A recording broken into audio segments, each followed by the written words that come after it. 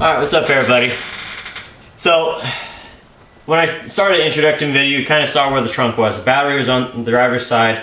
You see I saw the video here that he had, the previous owner there. So, I went today to the salvage yard, and you saw the video there of kind of the stuff I got. So, I'm proud to say that this is no longer needed. I actually found some tension rods for the trunk, and it will stay up now. And just to show you, wow. Wow.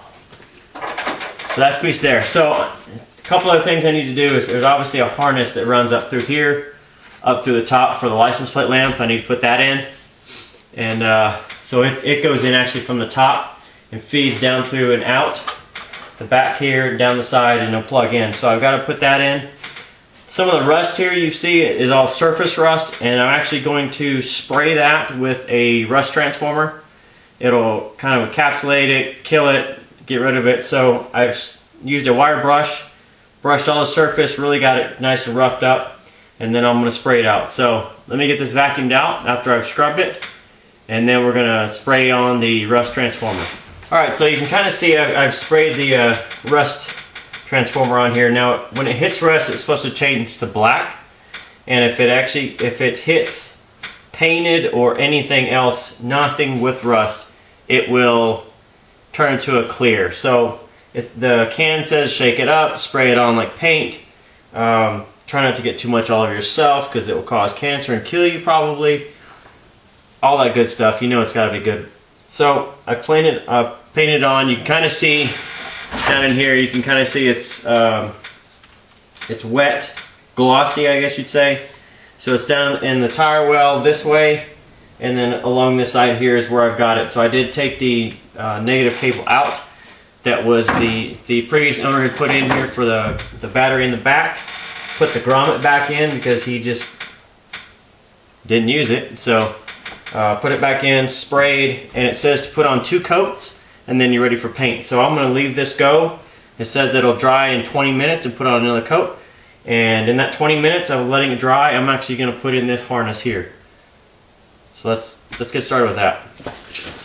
Okay, so to put the harness in, basically for your license plate lights, it's going to run inside the trunk down this seam here, this diagonal piece. It's going to come out the hole, it'll go through here, it'll come out behind here, route down along the trunk brace here, or the beam here, down and connect in. Now when I took this out of the car in the scrapyard, I tried to pull this down, this top stuff down in through there. And actually that will not work. So it's got to go in. If you look for your lock here, there's a square here, a big open square. And that's where your trunk light is actually at. What this will have to do is you'll have to feed in these connectors, and you're going to make it go up and down and in. So from there, it's just a matter of being patient with it and getting it to go down in the channel itself. Now I'm going to try it this way, and if I can't get it, then I'm going to go to plan B and use, what am I got, like a coat hanger or something to kind of go up and hook it in. So if I can get it here. Oh, it feels like it's going. It's kind of like trying to push a string. It's a little bit stronger of a string, but not much. Feed it in. All the way down. A little at a time. So there's my wires. All I need to do is figure out where the connectors are. Alright, so here's one connector going down through there.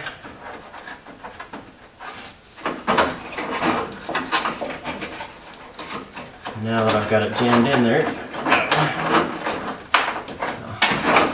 piece at a time.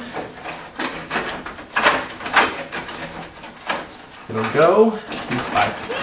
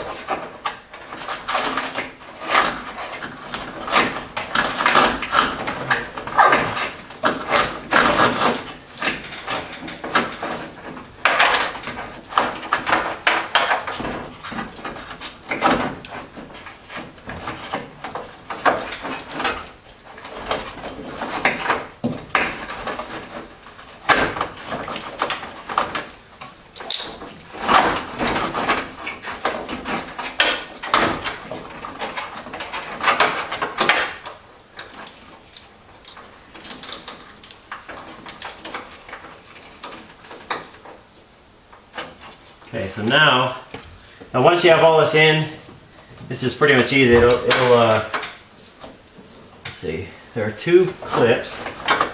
I remember right, one's going to go in here, second will go down there, and this is all going to connect in here. So on the bottom you have a ground which goes under here. There's a screw, threaded screw. You've got a 3-prong connector which goes to your lights, all these lights. And then you have a single prong connector, which on mine I don't appear to have, so I may not have the power lock option on the back. And that's something I'll have to figure out. I don't have a trunk switch in there to pop this from the inside. That may be why, or I don't know, maybe I'm missing something and somebody's cut the harness up, which on this is always possible. So now I need to take this trunk lock out. It's just 3 main bolts here. This will pop down, and then I can feed this across and have my 2 lights come out here. Okay, so now I've got everything connected up. So I put the lock back in, I've got my lights in. So the harness is all the way through across. I put the lock back in. This actually did, maybe the lock is a general one from Ford, but it actually had a pigtail to connect to the lock for a power lock or the trunk release. I know the car that it came out of, the harness came out of, did have a trunk popping button in the glove box. I don't know that this car did. I think it would, since it's the upgraded LX model. But until I can figure it out, I don't know for sure, but I at least connected it here. These are connected up, and it actually had another connector up here.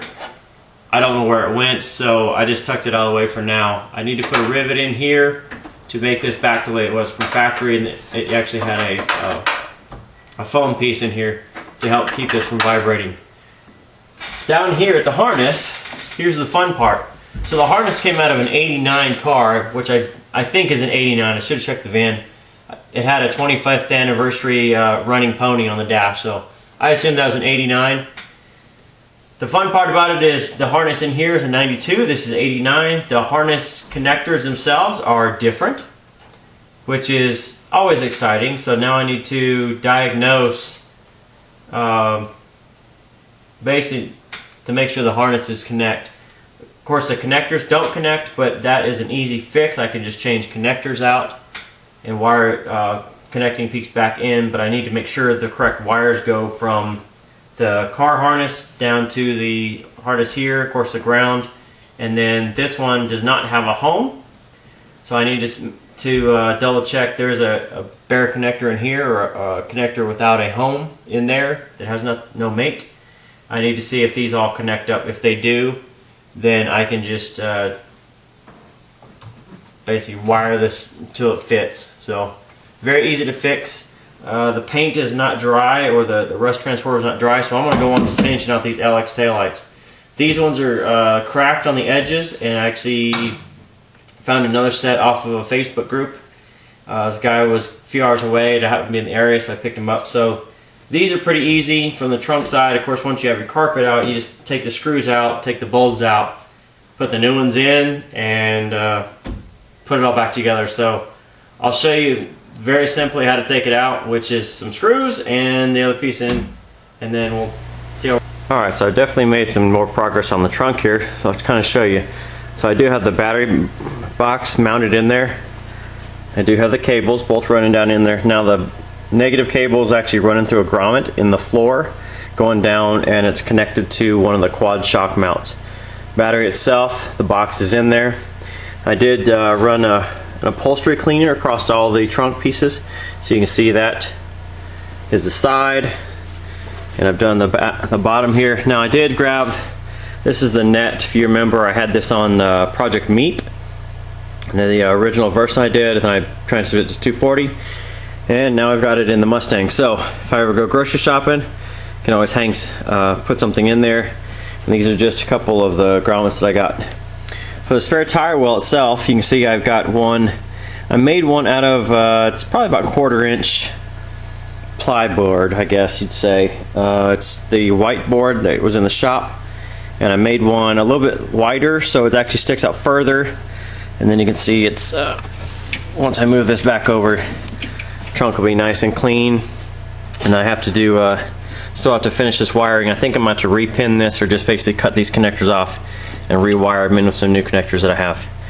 And then the trunk will be done. So the battery is all run. I've tested it. It does run the fuel pump and the fan, and I'm gonna call this good for the battery and in the trunk area, and then move on to the interior next.